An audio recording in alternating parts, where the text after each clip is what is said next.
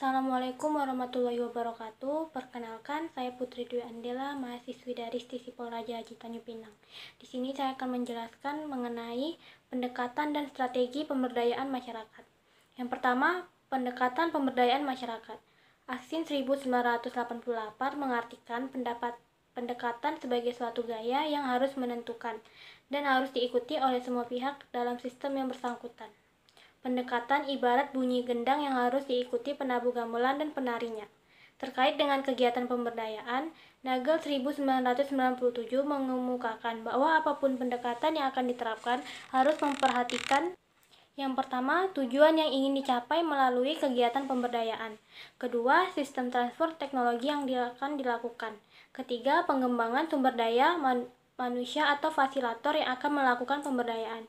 Yang keempat, alternatif organisasi pemberdayaan yang akan diterapkan, yang berhadapan dengan pilihan-pilihan diantaranya publik ataukah swasta, pemerintah ataukah non-pemerintah, dari atas birokratis ataukah dari bawah partisipatif, mencari keuntungan ataukah non-profit, karitatif atau harus mengembalikan biaya, umum ataukah sektoral, multitujuan ataukah tujuan tunggal, transfer teknologi atau berorientasi pada kebutuhan. Lalu pendekatan itu tersendiri terbagi menjadi tiga. Yang pertama yaitu pendekatan mikro. Pemberdayaan dilakukan terhadap klien atau penerima manfaat secara individu melalui bimbingan, konseling, stress management, dan krisis intervention. Tujuan utamanya adalah membimbing atau melatih klien dalam menjalankan tugas-tugas kehidupannya. Model ini sering disebut sebagai pendekatan yang berpusat pada tugas. Lalu yang kedua, pendekatan meso. Pemberdayaan dilakukan terhadap sekelompok klien, penerima manfaat. Pemberdayaan dilakukan dengan menggunakan kelompok sebagai media intervensi. Pendidikan dan pelatihan dinamika kelompok biasanya digunakan sebagai strategi dalam meningkatkan kesadaran, pengetahuan, keterampilan, dan sikap-sikap klien agar memiliki kemampuan memecahkan permasalahan yang akan dihadapi.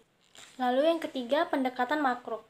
Pendekatan ini disebut sebagai strategi sistem besar karena penerima manfaat perubahan diarahkan pada sistem lingkungan yang lebih luas. Perumusan kebijakan, perencanaan sosial, kampanye, aksi sosial, lobbying, perorganisasian masyarakat, manajemen konflik. Beberapa strategi dalam pendekatan ini.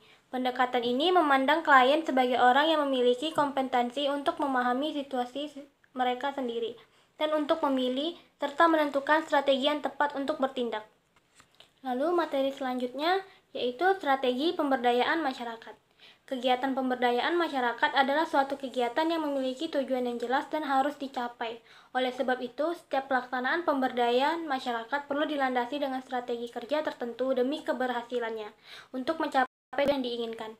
Dalam pengertian sehari-hari, strategi sering diartikan sebagai langkah-langkah atau tindakan tertentu yang dilaksanakan demi tercapainya suatu tujuan atau penerima manfaat yang dikehendaki. Oleh karena itu, pengertian strategi sering rancu dengan metode, teknik, atau taktik. Dengan demikian, pemberdayaan masyarakat dapat dilaksanakan dengan strategi sebagai berikut. Yang pertama, menyusun instrumen pengumpulan data. Dalam kegiatan ini, informasi yang diperlukan dapat berupa hasil penelitian-penelitian yang telah dilakukan sebelumnya, referensi yang ada dari hasil temuan dari pengamatan lapangan. Lalu yang kedua, membangun pemahaman komitmen untuk mendorong kemandirian individu, keluarga, dan masyarakat. Lalu yang terakhir, mempersiapkan sistem informasi, mengembangkan sistem analisis, interferensi, monitoring, dan evaluasi, pemberdayaan individu, keluarga, dan masyarakat. Baik, sekian dari penjelasan materi saya. Terlebih dan terkurang, saya mohon maaf. Wabillahi taufik walhidayah. Wassalamualaikum warahmatullahi wabarakatuh.